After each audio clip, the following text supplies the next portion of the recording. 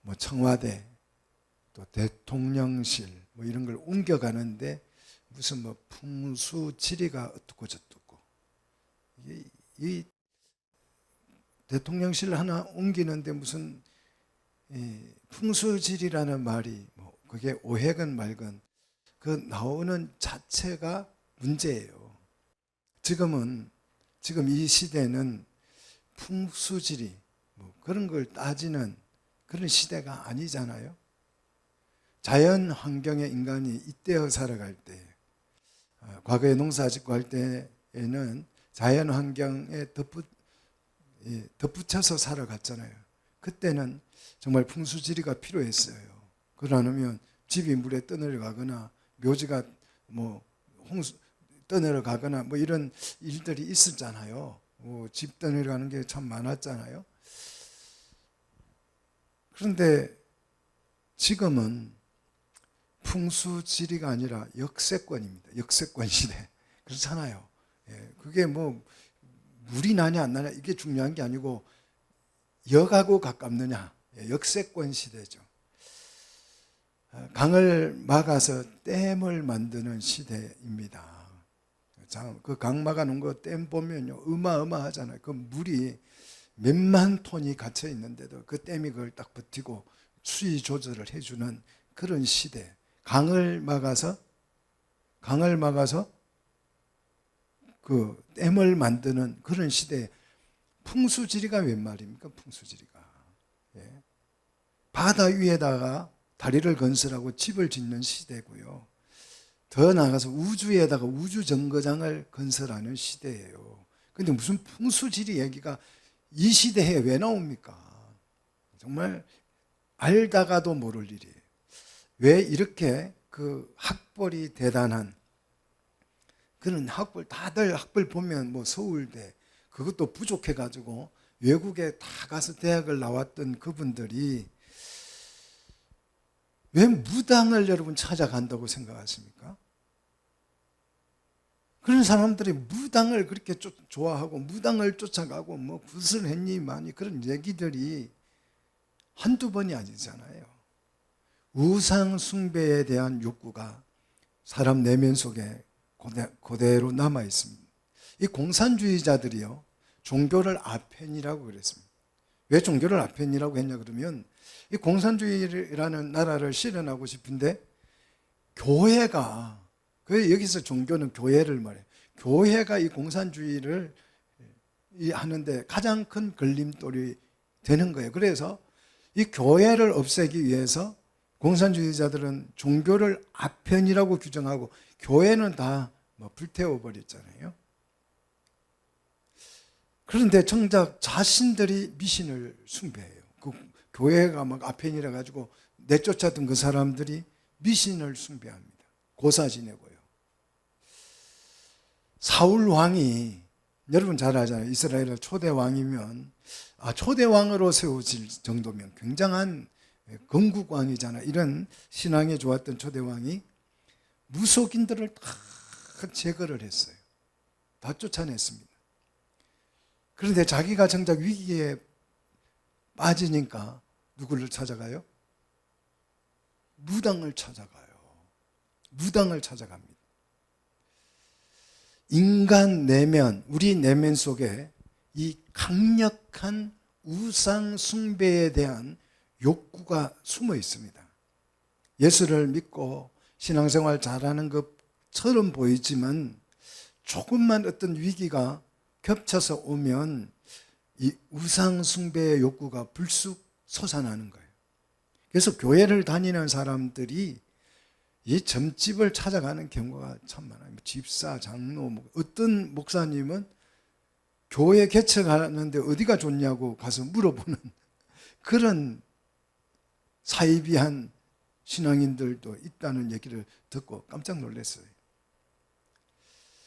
신앙생활 하는데도 미신을 따르는 교회 안에도 미신이 엄청 많이 들어왔어요. 일천번제를 드리자. 일천번제 드려서 말 건데요. 일천번제, 번제라고 하는 것은 예수님이 그 번제가 되셔서 일시에 모든 제사를 완성했는데 또 1000번째 드리자는 말이나 그 1000번이라는 말이 우리에게 감동을 줄 수 있는, 뭔가를 감동시킬 수 있는 정성 같은 거잖아요. 그렇죠?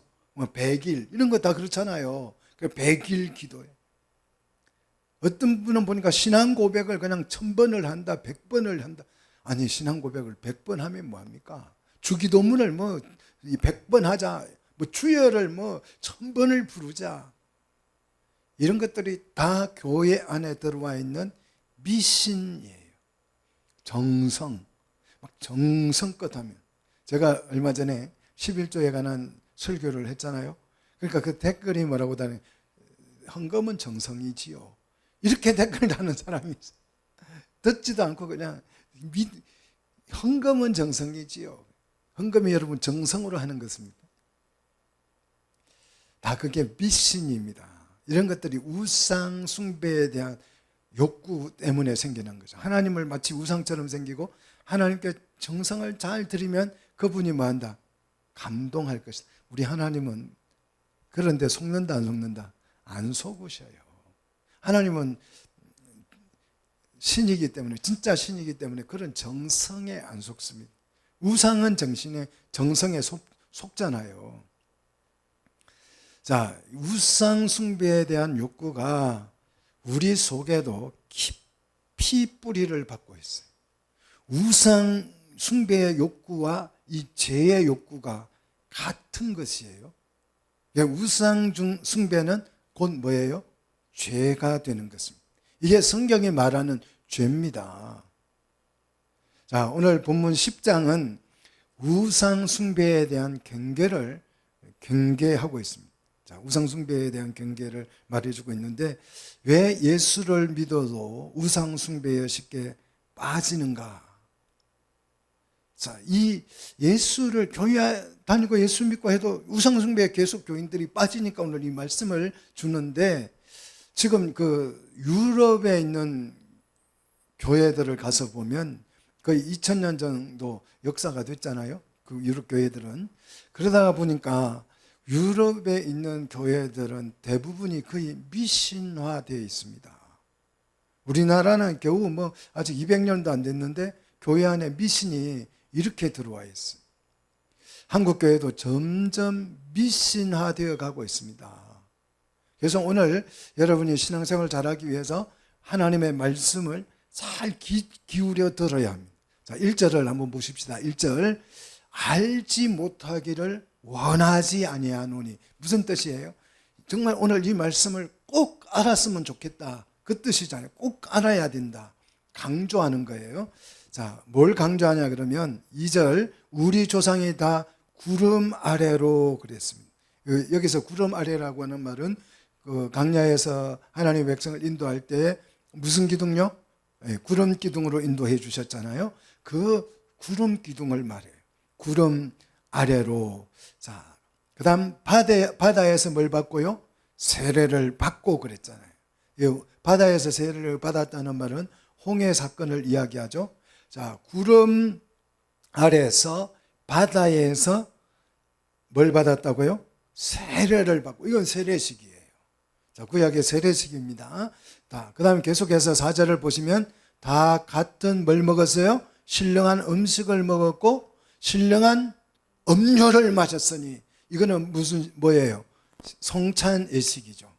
자, 구약의 성도들이 세례를 받고 성찬 예식을 했다는 것입니다. 이게 뭐예요? 세례식하고 성찬 의식을 행하는 곳을 우리는 교회라고 부르죠. 자, 잘 보십시오. 광야에서 주의 백성들이 뭘 했느냐? 매일 만나 먹고 매일 물 마시고. 이게 광야 생활의 전부예요. 광야 생활에서 뭐 다른 거 한 게 없어요. 매일 만나 먹고 매일 물 마시고. 이게 광야 생활 전부라니까요. 이것은요, 광야 생활이 아니고 뭐 하는 겁니까? 광야에서 신앙생활 한 거지요. 광야에서의 신앙생활이에요. 세례 베풀고 성찬 나누고. 이게 뭐다고요? 신앙생활. 이게 우리 신앙생활이에요. 자, 왜 이걸 먹고 마셨는가? 4절 이는부터 같이 읽겠습니다. 이는 그들을 따르는 신령한 반석으로부터 마셨으며 그 반석은 곧 뭐다? 그리스도시다. 자, 만나를 먹고 반석에서 나는 물을 마시고, 이거는 누구를 따르는 거예요? 그리스도를 따르는 생활이에요. 자, 하늘로서 내려온 만나와 반석에서 나오는 그 물, 그것이 전부 다 뭘 의미한다고요? 예수 그리스도를 예표하는 거였다라는 것입니다. 그리스도를 따르는 삶. 우리 신앙생활은 누구를 따르는 거예요? 그리스도를 따르는 것. 구약의 신앙이나 신약의 신앙이나 전혀 다르지가 않아요. 똑같은 것입니다. 자, 주의 백성들은 광야에서 그러면 뭘 먹고 산 건가요? 뭘 먹고 살았어요? 그리스도를 먹고 산 거죠. 예수를 먹고 산 거죠. 그래서 예수를 먹고 예수와 더불어 살았습니다. 이 더불어 사는 이 공동체를 우리는 뭐라고 부른다고요? 교회라고 부른다고요. 여러분, 교회가 느껴지셔야 돼요. 예수를 먹고 맞았음에도 이들이 불구하고 어떻게 됐다고요? 5절에 멸망했다. 아니, 예수를 먹고 매일 성찬식하고 매일 세례 베풀고 이랬는데 어떻게 됐다고요? 5절에 멸망하더라는 거예요.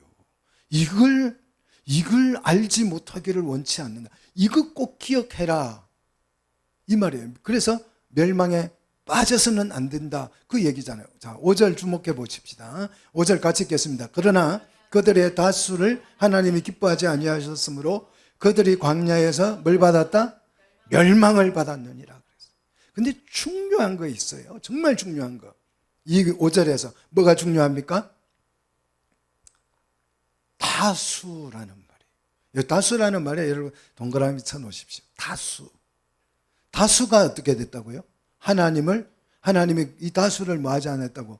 기뻐하지 아니하셨으므로 그들 이 다수가 어떻게 됐어요? 광야에서 멸망했다는 거예요. 소수가 아니라 다수라고 기록되어 있어요. 성경은 구원을 말할 때에는 항상 소수를 이야기합니다. 여러분 정신 차려야 돼요. 근데 멸망을 말할 때는 다수를 얘기해요. 생명을 말할 때는 소수를 말하고 멸망을 말할 때는요, 다수를 말해요. 그래서 성경은 항상 이렇게 설명하고 있어요. 자, 노아의 경우, 노아 시대의 경우, 그때 인구가 몇 명쯤 됐을 것 같아요? 지구상에? 노아 때에, 뭐 지금처럼 비슷하게 안 됐겠어요? 노아 시대에 인구가 아주 번창했다고 그랬잖아요. 그죠?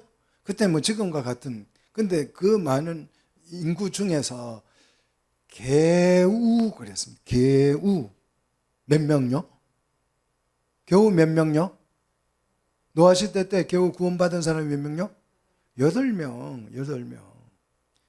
베드로 전서 3장 20절에 보면 겨우 8명이 구원을 받았다.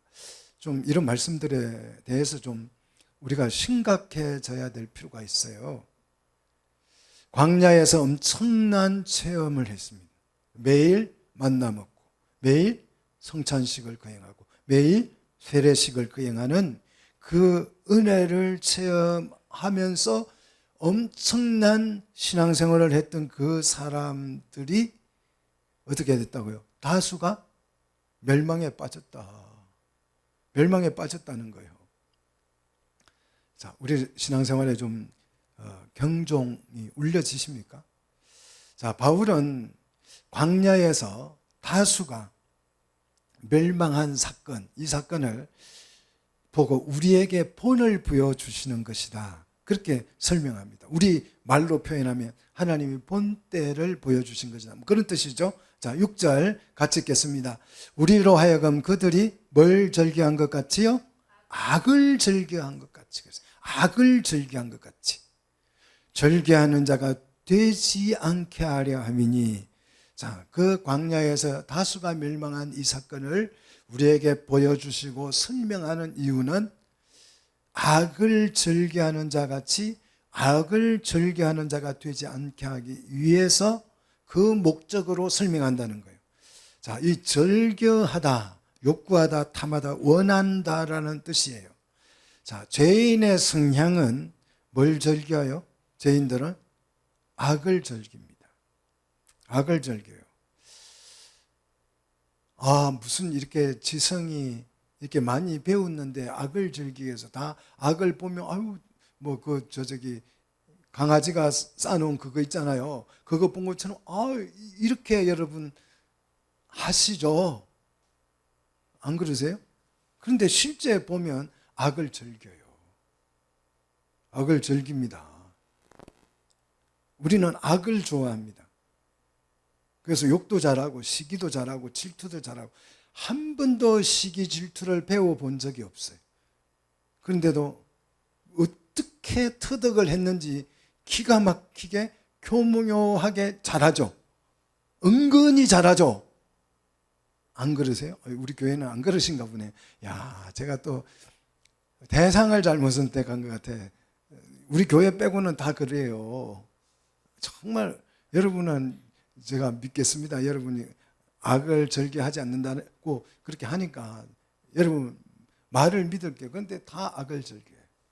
그런데 이제 이게 좀 마음이 약한 사람들은요, 그 악을 즐기고 싶은데 못 즐겨서 어떻게 해요?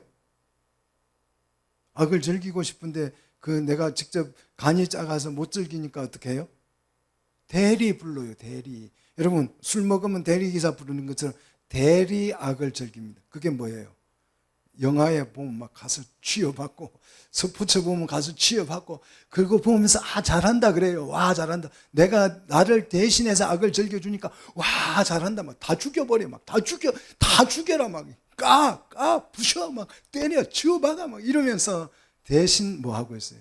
악을 즐기고 있잖아요. 게임이나 영화를 보면서 막 사람도 죽이고 이러면서.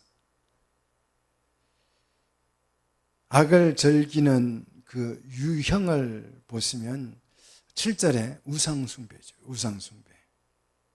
그래서 송아지를 만들어 놓고 그들은 하나님이라고 숨긴 거예요. 자, 우리가 하나님을 모르는 사람은 우상을 그냥 우상으로 섬겨요. 신으로 믿고 섬겨요. 그런데 믿는 사람들은 우상을 누구라고 생각해요? 하나님이라고 생각하고 섬긴다니까. 이게 우상숭배예요. 그러니까 불신자의 우상숭배와 그리스도인의 우상숭배가 조금 달라요. 자, 우상숭배를 하지 말라는 거예요. 이게 악이라는 것입니다. 두 번째는 음행이죠. 8절 음행. 비느하스 사건을 얘기하죠. 이 우상숭배와 따라오는 것이 뭐냐 그러면 음행입니다. 자, 이 음행을 하지 말라는 것이고 9절 시험이죠. 머리바에서 시험. 하나님이 우리 가운데 계신가 안 계신가? 신앙이 하나님이 내 편인가 안 편인가? 내 편이냐 안 편? 나무 편이냐? 하나님은 우리의 남편 되시는 줄 믿습니다. 남의 편이 아니고 내 편이십니다. 믿습니까?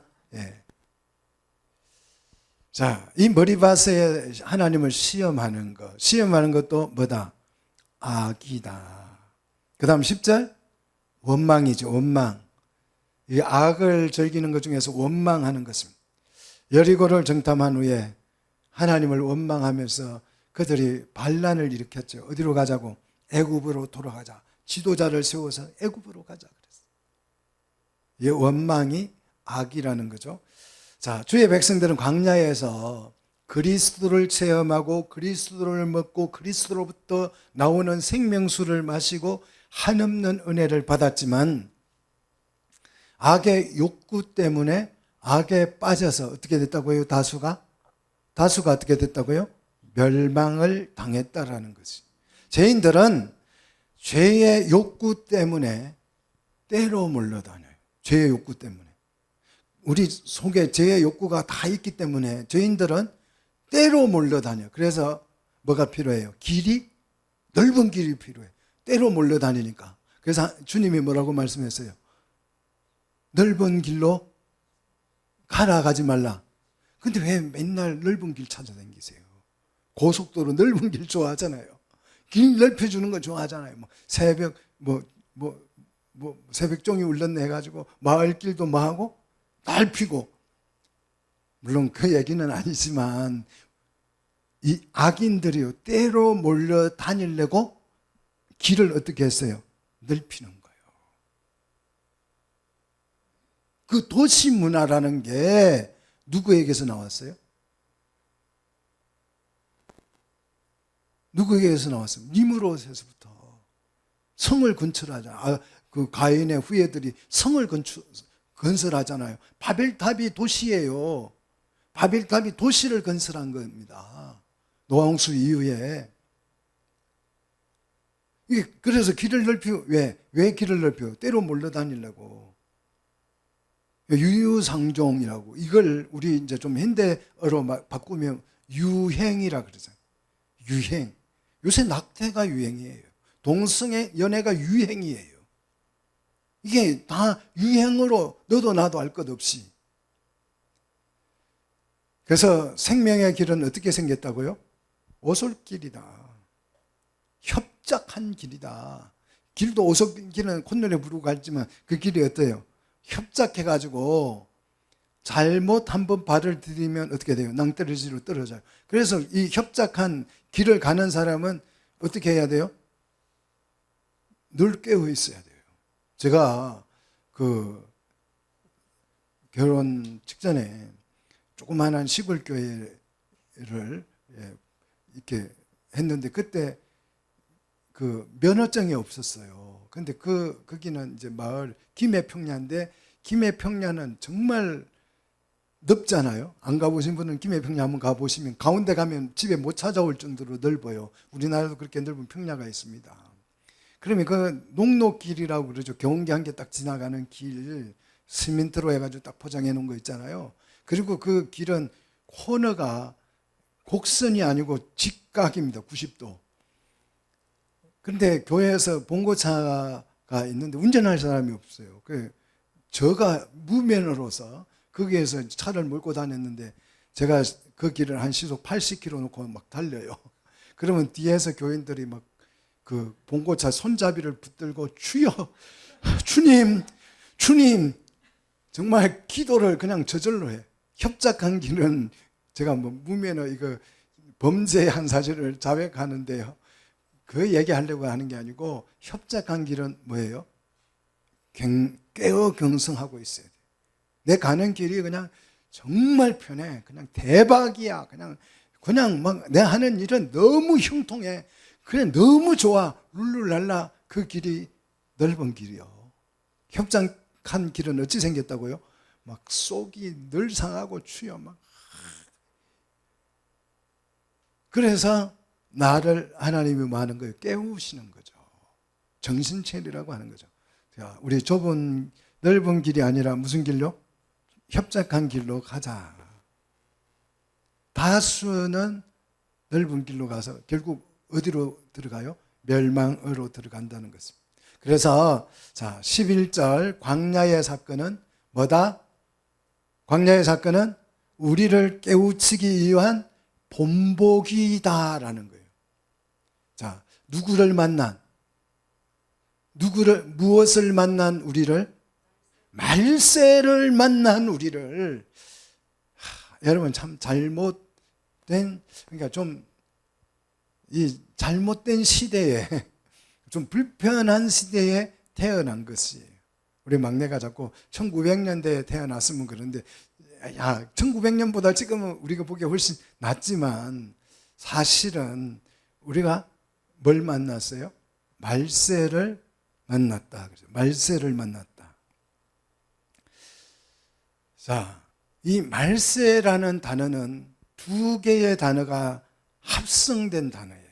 자, 이 말은 텔로스라고 하는 단어인데, 텔로스, 결론 또는 종결, 마침, 여기에 목표, 목적이 들어있습니다. 그러니까 이 성경이 하나님이 말하는 이 마지막은 하나님의 목적과 계획이 종결되는 시점을 말이라고 그래요. 그 다음 이 새는 아이온이라는 단어인데 수명을 뜻하는 단어예요. 수명.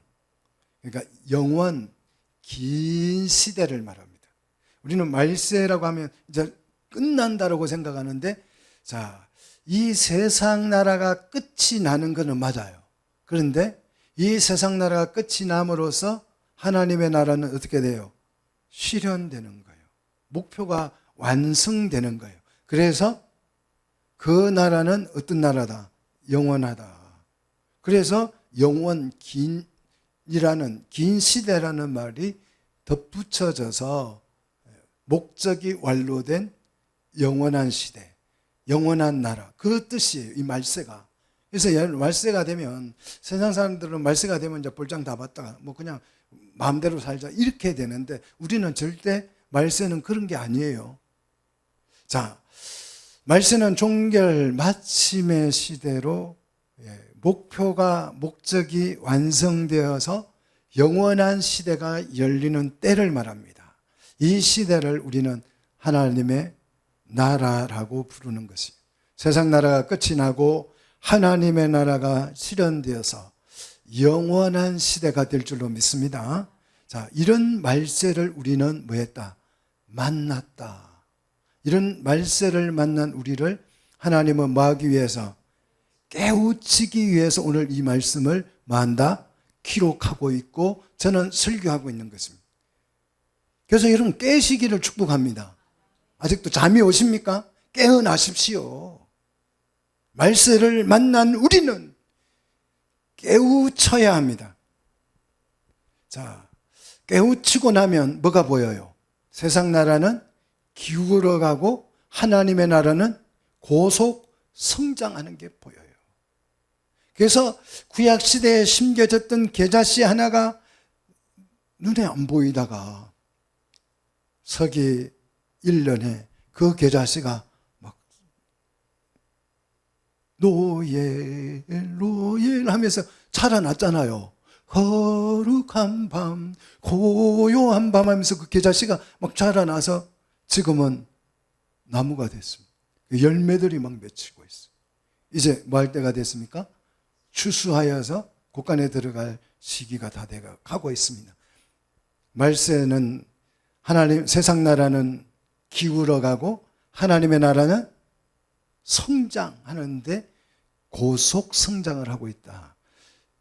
깨우치시면 이 나라가 보일 줄로 믿습니다. 그러면 신앙생활이 어떻게 되겠어요? 달라지겠죠.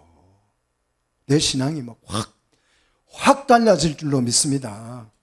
자, 우리 눈에 이 하나님의 나라가 보여야 될 줄로 믿습니다. 이 나라가 보이면요, 희망이 보이는 거예요. 아, 세상 정말 살기 힘들어가 아니고 그 나라에 대한 희망이 막 생겨나죠. 자, 깨우친다는 말은 경고한다, 훈계한다는 그런 뜻인데요. 세상이 끝나고 영원한 하나님의 나라가 시작될 텐데 그때 조심해라. 이런 문제가 생길 수 있으니 경성해라, 깨우쳐라. 다수가 그때에는 말세에는 다수가 멸망으로 들어가더라. 정신 차려라. 이런 뜻이잖아요. 유예 기간은 다 끝났다는 거예요. 말세를 만난 우리에게는 이제 실제만 남은 것이 너무 중요한 얘기입니다. 구약의 아간은 하나님의 나라가 시작되었는데 어떻게 됐어요? 금덩어리 때문에 그 나라에 들어가지 못하고 멸망당했잖아요. 신약시대에 교회가 막 열렸는데 아나니아와 삽비라는 그 땅 때문에, 부동산 때문에 어떻게 됐어요? 멸망당했잖아요. 그거는 다 뭐예요? 본보기라, 본보기. 근데 지금 우리는, 말세를 만난 우리는 이게 본보기가 아니고 뭐다? 실제라는 것입니다. 그러므로 우리는 신앙생활을 어떻게 해야 됩니까? 어떻게 해야 되겠어요? 신앙생활의 자세에 대해서 12절에 설명하죠. 같이 읽겠습니다. 그런즉 선줄로 생각하는 자는 넘어질까 조심하라는 거예요. 협착한 길을 가는 우리가 까불까불 하다가는 어떻게 돼요?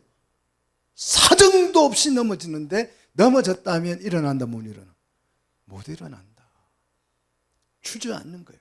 조심하라는 거예요. 선줄로, 이 말은 똑바로 세우다, 무게를 달다라는 의미인데요. 느부갓네살 왕이 됐다고, 천하를 통일했다고. 느부갓네살 왕은 세계를 정복했잖아요. 그래서 세계를 정복한 이 느부갓네살이 나는 세상을 얻었어 라고 그런 생각을 했는데, 하나님께서 어떻게 하세요? 대결 우르바신 이 말씀 주면서 저울에 달아보니까 네가 뭐 하더라? 모자라더라. 그랬잖아요. 여러분, 이만하면 나 신앙생활 잘하는 거야. 그런 충족된 마음이 드신다면 그거는 자만심입니다. 다른 말로 좀 나쁘게 말하면 교만이죠. 우리는요 늘 가난해요.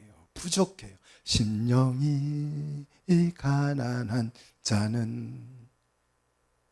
내가 이 노래 부르니까 양준사님 반주하려고 그래. 정신 부쩍 차려가지고 습관이 돼가지고 뭐 깨어 있어가지고.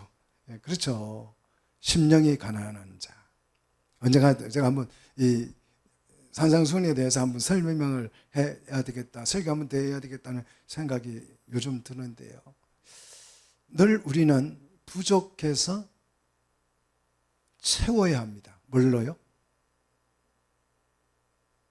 뭘로 채울 거예요? 우리는 그리스도로. 할렐루야. 기독교는 비우는 종교가 아닙니다. 채우는 종교예요. 무소유 아니에요. 우리 교회를 자꾸 무소유, 목사님들이 무소유 이런 거 굉장히 좋아하는 교인들이, 목사님이 무소유 한다 그러면 굉장히 좋아하는, 무소유 아닙니다. 무소유는 불교의 얘기예요. 우리는 무소유가 아니고 비우는 종교가 아니고, 불교는 비우는 종교잖아요. 우리는 비우는 종교가 아니고 많은 종교예요. 예수로 채우는 종교입니다.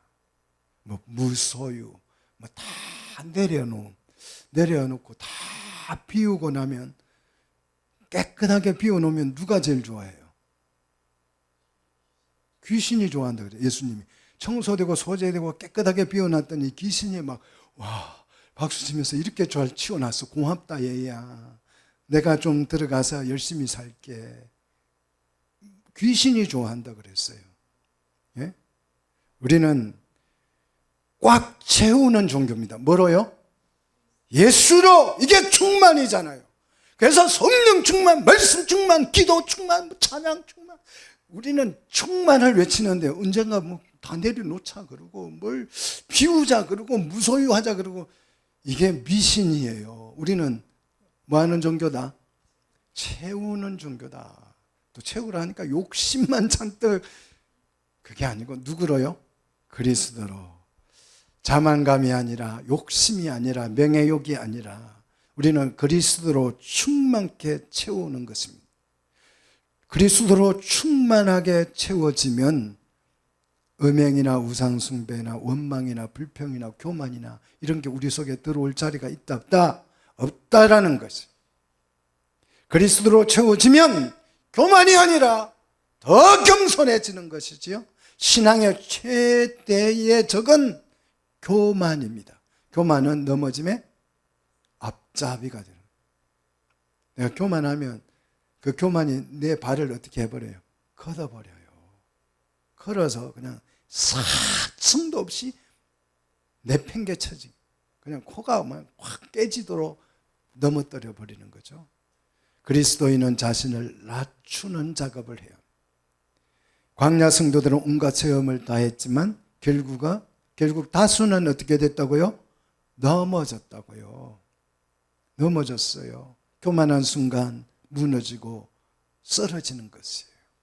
신앙생활은 뭐다? 자기를 낮추는 생활이다. 그리스도로 꽉 채워서 나를 낮추는 연습입니다.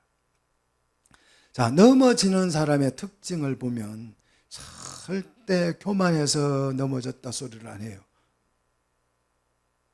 그런데 실제로는 교만해서 넘어진 거예요. 시험에 든 사람은 절대 자기가 교만해서 시험 들었다 소리 안 해요. 누가 상처를 줘서 내가 시험 들었다 그러지, 절대 내가 교만해서 시험 들었다 소리를 안 합니다. 이게 핑계예요. 시험이 들었다라고 하는 말, 넘어졌다라고 하는 말은 뭐 때문에요? 교만해서. 교회 갔더니 나 안 알아줬어. 그 시험 든 거예요. 내가 열심히 봉사했는데 나를 안 알아줬어. 그 시험 드는 거예요. 나는 착하고 나는 잘 대접한다고 섬긴다고 하는데 나에게 상처되는 말을 했어. 그래서 나는 시험 들어서 교회 안 가. 이게 교만에서 일어나는 거예요. 그래서 시험을 핑계대서 교만을 숨기지 말라는 거예요. 시험 때문에, 그 교만했기 때문에 시험에 든 거예요. 하나님은요, 절대 시험으로 우리를 넘어뜨린다, 안 넘어뜨린다? 안 넘어뜨린다. 그게 13절 말씀이에요. 같이 읽겠습니다. 13절. 사람이 감당할 시험 밖에는 너희가 당할 것이 없나니 오직 하나님은 미쁘사 너희가 감당하지 못할 시험 당함을 허락하지 아니하시고 시험 당할 점에 또한 피할 길을 내사 너희로 능히 감당하게 하시느니라. 자, 시험 당한 자는 뭐 때문에 당한다고요? 교만해서 당하는 것입니다. 왜냐하면 하나님은 감당할 시험 밖에 너희가 당할 것이다. 감당할 수 있는 시험만 하나님은 시험하지, 감당할 수 없는 시험을 주셔가지고 야, 한번 내가 내 힘으로 감당도 못하고 내 성격상으로도 감당을 못하는 시험을 해서 나를 어떻게 한다? 쓰러뜨리지 않는다는 거예요. 우리 하나님은 신실하시고 미쁘신 하나님이신 줄 믿습니다. 그래서 내가 감당하지 못할 시험 당함을 허락한다, 허락지 않는다. 아예 허락 자체를 안 하신다는 거예요. 감당 못할, 이 감당이라면 디나미스, 능력을 말해요. 내게 능력이 없으면, 그 시험을 이겨낼 능력이 없으면 마귀가, 사단이 아무리 시험을 하고자 해도 하나님이 그 시험을 어떻게 한다? 거절해버린다. 안 된다고 말씀한다. 또한 시험을 당할 즈음에 뭘 내신다고요? 길을 내시는데 무슨 길요? 피할 길을 내사 그 시험을 다 감당할 수 있게 한다는 거예요. 여러분, 시험에 대해서 우리가 한번 정리를 하고 넘어갑시다. 첫째, 시험은 감당할 시험만 허락한다는 거예요. 두 번째는요, 감당 못할 시험은 아예 허용이 안 된다. 셋째요, 시험을 당할 즈음에 길을 내주신다. 피할 수 있는 길을 내주신다는 거예요. 네 번째요, 그리하여서 능히 시험을 감당할 수 있도록 해준다. 근데 왜, 뭐가 문제예요? 그런데 왜 시험에 들어요? 앞으로 시험에 들 예정이 있는 사람, 앞으로 여기 중에 들 예정이 있는 사람이 있을 수 있어요. 잘 들으십시오. 앞으로 시험에 내가 들 것 같아. 그런 사람들 오늘 말씀을 잘 보십시오. 시험 때문에 내가 걸러 넘어져서 좌절하는 게 아니고 내가 뭐해서? 교만해서 넘어진다는 거예요. 그러므로 시험에 빠져 우상 숭배하지 말고 어떻게 하라고요? 14절, 우상 숭배하는 일을 뭐 해라? 길을 내놨으니까 피해라. 길을 내줘도 안 가고 그 자리에 딱 버티고 서가지고 교만하면 그 자리에서 어떻게 돼요? 넘어져요. 시험에 걸려가지고. 피하시라. 하나님이 길을 내놓으신 줄 믿습니다. 자, 즐기지 말고, 악을 즐기지 말고 뭐 하라는 거예요? 피하라는 것입니다. 우리는 악을 즐기고 싶어서 사실은 그 자리에 있는 것이에요. 악을 즐겨하지 말고 피할 길을 내놨으니 어떻게 하라고요? 피하시면 된다는 거죠. 자, 우리는 이성적, 과학적 이런 말들을 현대인들은 참 많이 쓰잖아요. 근데 이 당시 고린도 지역의 교회들은 지혜, 지식 이런 말을 굉장히 많이 사용했습니다. 그때 헬라 철학 문화였기 때문에 그 지혜 이런 걸 굉장히 강조했습니다. 그래서 오늘 15절에 너희들이 지혜와 지식을 그렇게 좋아하니 내가 지혜로 설명을 할 테니 잘 들어보고 판단을 해라 하고 말씀을 주십니다. 자, 우상 제물을 먹는 것. 자, 우상에 드려졌던 그 제물을 먹는 것이 어떤 의미인지를 바울은 지혜롭게 설명을 해 주십니다.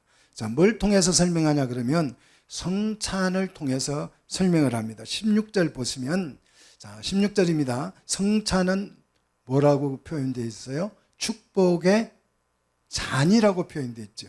여러분, 성찬을 받을 때 그것이 뭐다? 축복의 잔입니다. 그냥 이 잔을 그냥 쉽게 생각하시면 안 돼요. 그 잔이 무슨 잔이라고요? 축복의 잔. 여러분 복 좋아하잖아요. 그 좋아하는 축복의 잔이라는 것이에요. 자, 이 축복이라는 이 잔을 설명하는데, 성찬이 축복의 개념이 되는 것은 결과론적인 의미를 강조하는 것이지요. 자, 성찬이 어떻게 축복의 잔이 되느냐? 16절 계속 보십시오. 자, 16절, 그리스도의 피에 참여함이 아니며 그랬어요. 자, 그리스도의 피에 참여함이 아니고 성찬 그 잔, 피와 그 포도주와 떡, 이 두 개를 말하죠. 자, 이 그리스도의 피에 참여함이 아니며 우리가 떼는 떡, 이거는 떡이죠. 포도주가 아니고 떡이죠. 떡은 그리스도의 몸에 참여함이 아니냐. 참여함이다, 이 뜻이에요. 자, 오늘 본문에 정말 중요한 개념들이 굉장히 많이 나오는데요. 여기서 참여함이라는 단어, 코이노니아라는 단어인데요. 교제, 나누어 줌, 이것을 의미합니다. 참여라는 단어가 교제한다는 뜻이고 나누어 주다라는 뜻이에요.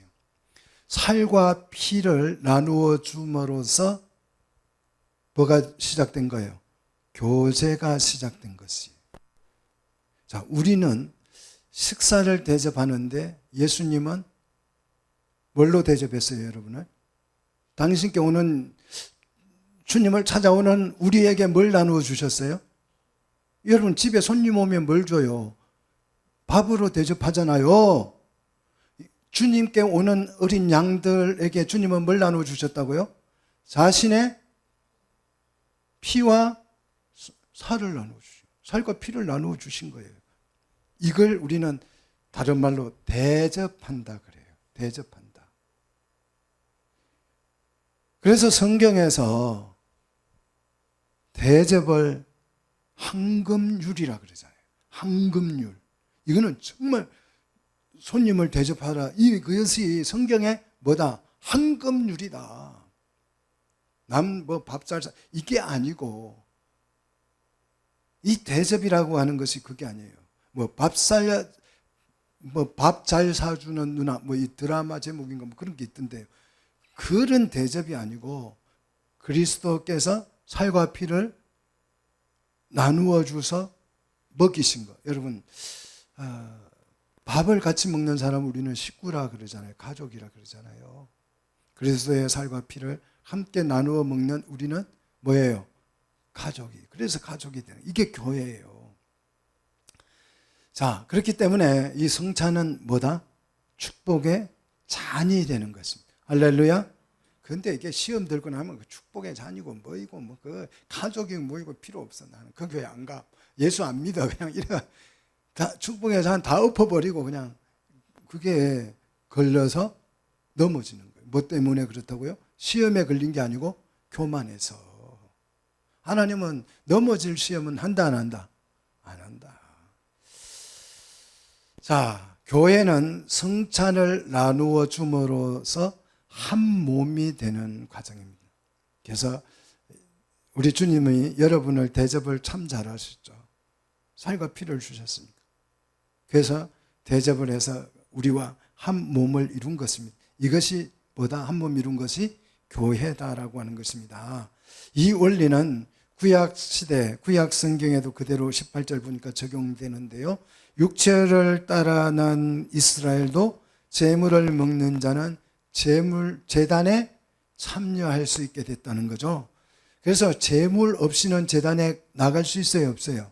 못 나가는 것이. 이게 영적 원리라는 것입니다.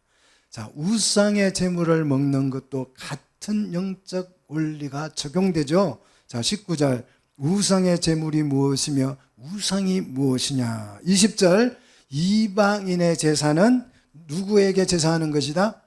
귀신에게 제사하는 것이니 그랬어.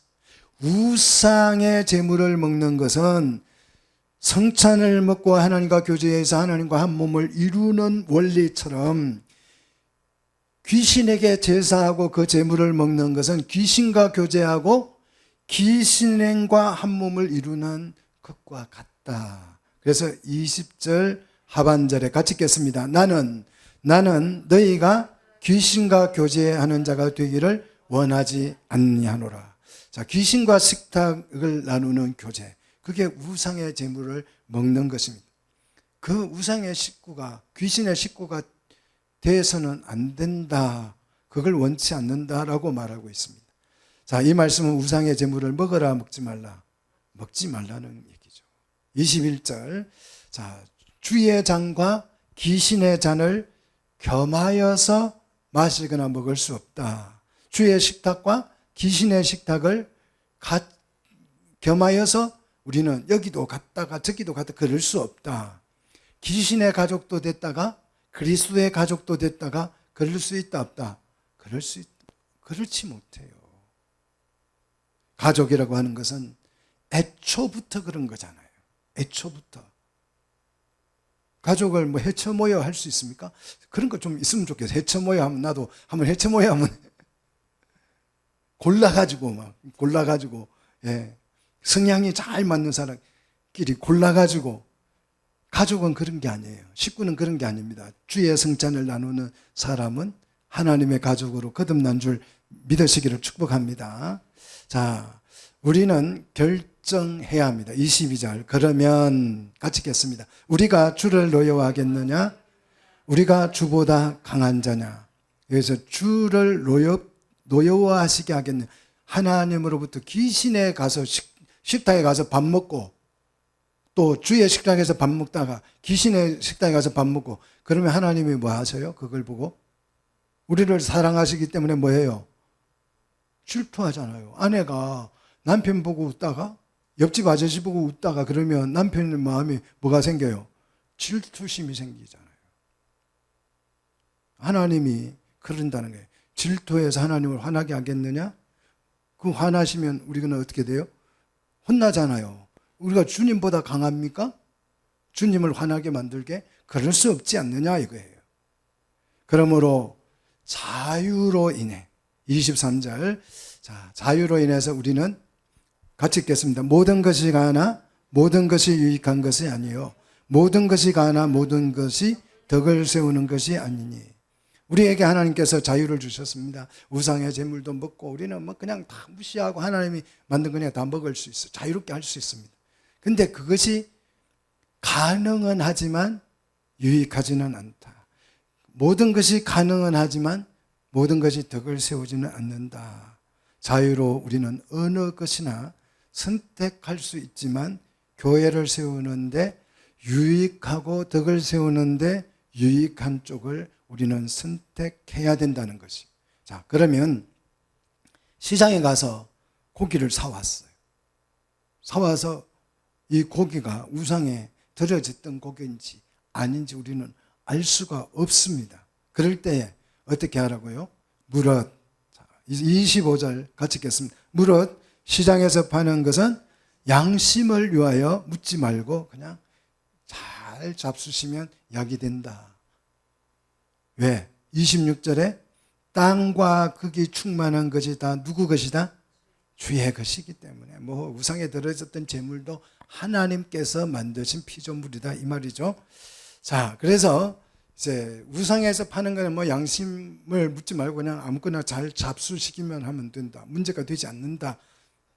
그런데 27절 불신자 집에 옆집에 초대를 받았을 때에 옆집은 이제 불신자니까 우상을 섬기고 제사를 지내겠죠. 그런 초대를 받았을 때에 차려준 그 음식은 그게 뭐 소든 양이든 돼지든 생각하지 말고 양심을 위하여 묻지 말고 뭐하라? 그것도 잘 먹으면 돼요. 잘 잡수시면 몸이 튼튼해질 줄로 믿습니다. 그런데 28절 이걸 딱 먹으려고 하는데 옆집에 같이 초대를 받은 어떤 그리스도인이 말합니다. 그 우상의 제물로 드려졌던 건데 이렇게 말을 하면 어떻게 하라고요? 말한 사람과 그 양심을 위하여서 먹으라 먹지 말라. 먹지 말라. 왜요? 29절 같이 읽겠습니다. 내가 말한 양심은 너희 것이 아니요 남의 것이니 어찌하여 내 자유가 남의 양심으로 말미암아 판단을 받으리요. 자, 말한 사람, 내 양심으로는 먹을 수 있어요. 그런데 그 말한 사람은 내가 내 양심의 자유를 누리기 위해서 먹으면 그 말한 사람이 내 양심이 어떻게 돼요? 시험에 들어요. 그리고 또 그 양심이 부패해져서 그도 같이 우상의 재물을 먹고 우상의 그 재물을 먹은 의미를 받아들이고 귀신과 교제하는 사람이 돼버린다 이거예요. 그래서 내 자유가 남의 양심으로 말미암아서 뭐하게 돼요? 제재를 당하게 될 수밖에 없는 상황이에요. 이런 경우에. 근데 내 양심이 남의 양심으로 말미암아서 비방을 받거나 판단을 받아서 됩니까? 안 됩니까? 그것도 안 된다는 거예요. 자, 이것은 남의 양심 때문에 내 자유가 침해돼서는 안 된다는 뜻이에요. 자, 왜 그러면 이거 우상의 제물이다라고 말하는 순간에 내가 먹지 못해요. 그럼 내가 자유를 잃게 되는 거잖아요. 나는 자유롭게 먹을 수 있는데. 그럼 내 자유가 침해된 것이냐? 그것이 아니다. 지금 그걸 설명해요. 자, 30절 같이 읽겠습니다. 만일 내가 감사함으로 참여하면 어찌하여 내가 감사하는 것에 대하여 비방을 받으리요. 내가 이 재물을 우상의 재물이다라고 말하는 사람 때문에 내가 그 재물을 안 먹었어요. 그럼 내 자유가 침해된 거잖아요. 그런데 그래서 안 먹은 것이 아니고 내가 감사함으로 그 재물을 먹는 일에 안 먹는 일에 내가 참여했다는 거예요. 감사함으로. 그리고 감사하는 것을 누가 비방하겠느냐 이 말입니다. 자, 남의 양심 때문에 우리는 우리 행동을 제재하는 것이 아니라 감사함으로 우리 행동을 뭐합니까? 제재하는 거예요. 그런데 이게 무슨 비방을 받을 일이에요? 그렇잖아요. 내가 감사함으로 그게 참여 안 하는 것이지 말한 사람 때문에 내가 참여하지 않는 것이 아니다 이게. 먹지 않는 것이 아니다. 말을 하기 때문에 내가 못 먹는 것이 아니라 안 먹는 거예요. 뭐 때문에? 하나님 앞에 내가 그리스도 하나님의 가족이 된 것이 감사해서. 자, 왜 성도는 감사함으로 이런 결정을 해야 되느냐? 우리의 삶의 기준이 분명하기 때문에. 우리 기준은 뭡니까? 우리 삶의 기준이 뭐예요? 31절 같이 읽습니다. 그런즉 너희가 먹든지 마시든지 무엇을 하든지 다 하나님의 뭘 위하여 하라? 하나님 영광 위해서 사는 것이지, 하나님 영광 때문에 먹고 안 먹고 하는 것이지, 뭐 그게 우상의 제물이야 이렇게 말했다고 해서 못 먹는 것이 아니라 하나님의 영광을 위해서 우리는 마음으로 감사함으로 안 먹는 거예요. 감사함으로 또 마시는 거예요. 무엇을 할 때도 하나님 영광 때문에 감사해서 하나님이 나에게 뭘 부어주셨어요? 그분의 영광을 쏟아 부어주시잖아요. 그 영광 때문에 우리가 우리 자신을 절제하고 제재하고 자유를 제한하고 하는 것이지 자유가 없어서 그러는 게 아니다 이 말이죠. 자, 우리는 하나님의 영광을 위해서라면 그 영광을 부어주신 그 영광의 은혜를 우리가 생각하면 뭐든지 감사할 수 있습니다. 우리 자유를 다 빼앗겨서 감옥에 갈지라도 우리는 그분의 영광을 위해서 뭐 할 수 있어요? 감사할 수 있어요. 더 나아가서 순교를 요구할 때도 우리는 감사함으로 순교할 수 있어요. 그게 뭐 기독교 역사에 다 나오는 것들이잖아요. 그래서 결론입니다. 32절 같이 읽습니다. 그 유대인이나 헬라인에게나 하나님의 교회나 거치는 자가 되지 말고, 자, 걸려 넘어지게 하는 그런 거침돌이 해방꾼이 되지 말고, 그 뜻이죠. 우리는 누구에게나 헬라인이나 유대인이나 할 것 없이 교회에서도 걸림돌이 되지 말자. 자, 우리 교회가 성장해 가는데 내가 걸림돌이 되지 않기를 축복합니다. 자, 33절 같이 읽습니다. 나와 같이 모든 일에 모든 사람을 기쁘게 하여 자신의 유익을 구하지 아니하고 많은 사람의 유익을 구하여 그들로 뭘 받게 하라? 구원을 받게 하라.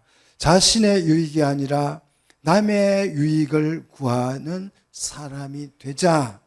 그래서 내가 웃기 싫어도 밝은 미소, 또 내가 뭐 좀 속상한 일이 있어도 또 이 침착한 모습으로 서로 상대방에게 뭐가 되게 하라, 유익이 되게 하여서 구원을 받게 하는 것이 좋다. 오늘 자, 그들을 왜 구원을 받게 하라고 말합니까? 이것이 우리 신앙의 목적이잖아요. 이 목적을 위해서 우리가 함께 신앙생활을 하는 것입니다. 우리 삶의 판단의 기준은요, 하나님의 영광이 되는가, 남에게 유익을 줄 수 있는, 남에게 유익을 준다는 말은 무슨 뜻이에요? 그 사람이 구원을 받게 되는 게 유익이에요. 뭐 좀 사업 잘 되게 도와주는 게 아니고 그 일로 인해서 그 사람이 뭐 하게 되는 거? 구원을 받게 되는 거. 구원의 유익이 되는 삶을 우리 함께 살아가셔서 좋은 교회를 이루시기를 주의 이름으로 축복합니다. 기도하겠습니다.